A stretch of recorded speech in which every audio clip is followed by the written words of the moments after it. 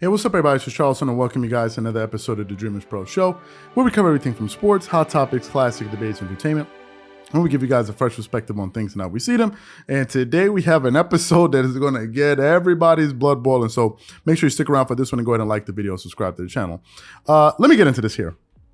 From the moment I stumbled upon this topic this morning while doing some research, I just knew it was going to spark a debate between our viewers. There's just something about topics that are related to Michael Jordan and his greatness and LeBron James, Kobe Bryant. These type of things just bring out the passion in people, and people get very, very passionate whenever they discuss these type of things. And people really let their feelings be known. Now, for those of you who aren't aware, David Falk was the agent that represented Michael Jordan during his playing career. And actually, when he was in the NBA, it was said that he was the second most powerful person in the NBA and NBA circles after late Commissioner David Stern, right? For an agent to be called the second most powerful person in the sport, that tells you a lot about the type of clout, that he had. And David Falk was actually the first agent to negotiate a $100 million contract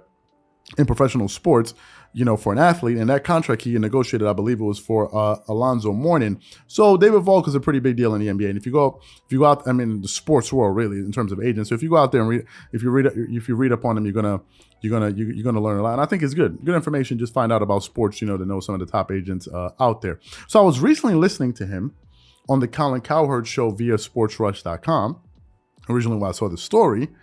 And Colin asked him about LeBron's tenure with the Lakers as far as things that pertain to roster construction.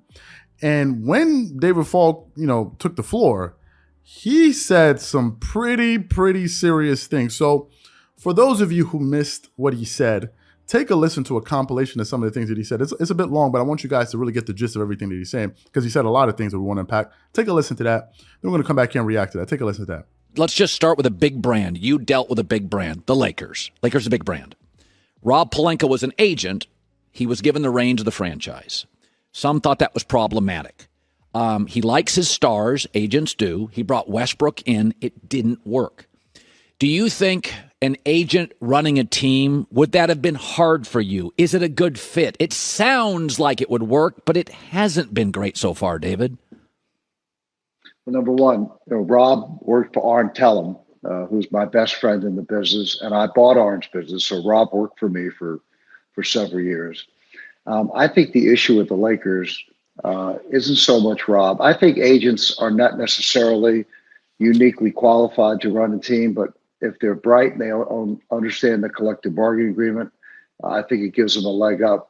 On the other hand, I think that so much competition amongst the agents and a lot of ill will that sometimes maybe it's hard to make a deal or make a trade because people have like an axe to grind. But, I think that the situation with the Lakers, let's be serious. LeBron is a very special player.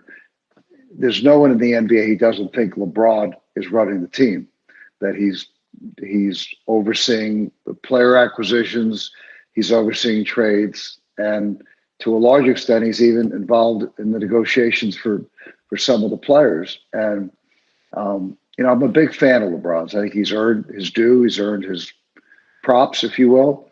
But, there's an expression in the law that a lawyer who represents himself as a fool for a client. I don't think agents would make it very well as players in the NBA. And I don't think that players necessarily are qualified to be general managers. So I think there needs to be more of a line drawn. And I don't think LeBron's helping himself, truthfully, doing that because he's at the tail end of his career. He wants to win a few more rings to get in the conversation about who's the GOAT. I don't think you get in the conversation until you win at least 6. And I think you should have a professional general manager work with him to create a team around him that can win a title. So that my interpretation is Michael didn't want to control personnel. Am I right or wrong on that? I don't think Michael felt the need to control personnel. And unlike LeBron, Michael had the exact opposite dynamic. He had a general manager Jerry Krause, who believed that players didn't win championships, organizations won championships. So he sort of went the other direction of what's happening today and really didn't give a lot of input to Michael. Now, the owner did. Jerry Reinsdorf, is like one of the great owners in sports. He's bright, tough, but very bright, fair. He solicited Michael's opinion on big things. But as I said, I think that even ex-players, if you look at ex-players as general managers, a few of them have done really well, like Danny Ainge, Danny Ferry, Larry Bird. But this doesn't automatically mean if you played basketball that you're qualified to be a general manager. Yeah, Klutch Sports and the Lakers. A lot of it's gone public, David. And I want to ask your opinion on this. I said it always feels like the Lakers can't do anything privately. It always gets out into the press. Is there ever an advantage to that? Is that a strategy by the Lakers, or did you want to do stuff privately, then unveil it to the media and the fans? I always wanted to do stuff privately, Colin, because there's so much pressure in this business to make deals, to make trades, to sign free agents, that you don't want to put the spotlight while you're doing it. And so when the press used to ask me, what's the likelihood of a player staying with his team or getting traded, I would never respond. I said, let's do a post-game wrap-up. Let's discuss it after it happens, and I can explain to you what our thinking was. But I would never, with few exceptions in almost 50 years, try to get out in front of these things publicly. To go one step further, because the NBA shares the revenues 50-50 with the players, 50.1 to be exact, the more things that get out publicly, which undermine the credibility of the business of basketball, cost the players money. Ben Simmons is a exhibit A, if you will. I've done a lot of that in my career. I never did it publicly. I think it undermines your relationship with management. Makes it more difficult to do it the second time around. And more importantly, I think the public is fed up with guys making $40 million who feel they're not being treated fairly by their team in an age where having inflation and a pandemic and people having trouble paying their bills. It's just a little too much drama. So I think the NBA should levy very serious fines against agents and players when these kinds of things go public, because it undermines the credibility of the game. Now, he said a lot of things that I want to cover. First of all, I am sure a lot of what he said is going to get supporters like, staunch supporters of LeBron James like Shannon Sharp and others up in arms, right? They're not going to be happy about this because I'm sure a lot of them are just going to say, oh my God, will the hate ever stop for LeBron? Like, will people ever stop hating on LeBron? So I'm sure that's what some people are going to say. But you ask the guy his opinion. Don't be surprised if he tells you what he thinks. So that's the first thing I wanted the guys. Let me quickly say this.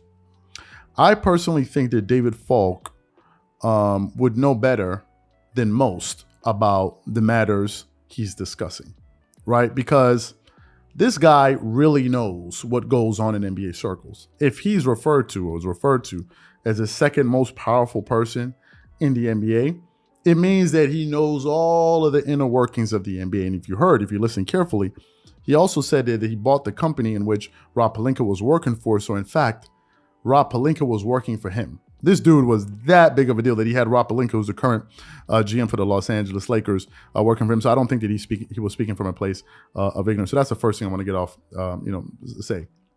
If you noticed, he also said something quite interesting when he was talking about the GOAT debate, talking about LeBron's pursuit in terms of roster construction, pursuit of trying to win more championships to get into the GOAT debate. He said, for you to get into the GOAT debate, you have to have at least 6 NBA championships. I thought that was funny. I'm sure some LeBron fans are going to take exception to that. But he also spoke about how Michael Jordan sort of let management do their job.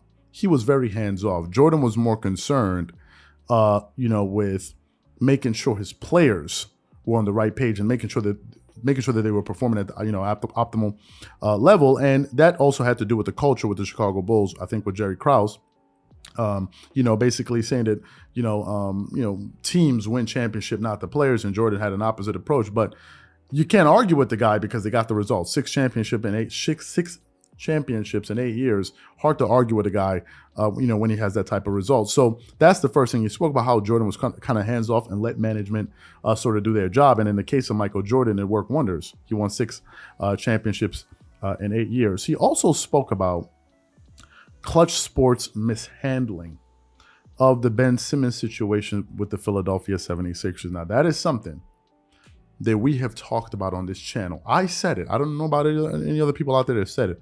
I have been saying that Klutch Sports has done more to ruin the public image of Ben Simmons than good.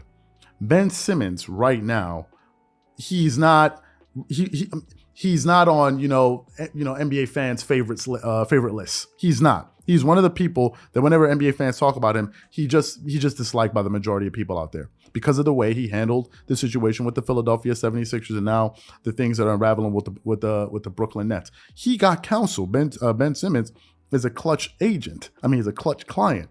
So, for him to talk about that, Ben Simmons situation and how he believes that that's going to hurt the NBA, he's absolutely right. Let me tell you this, and Stephen A. Smith and others have said it. Ben Simmons is going to cost future NBA players millions of dollars. Millions of dollars.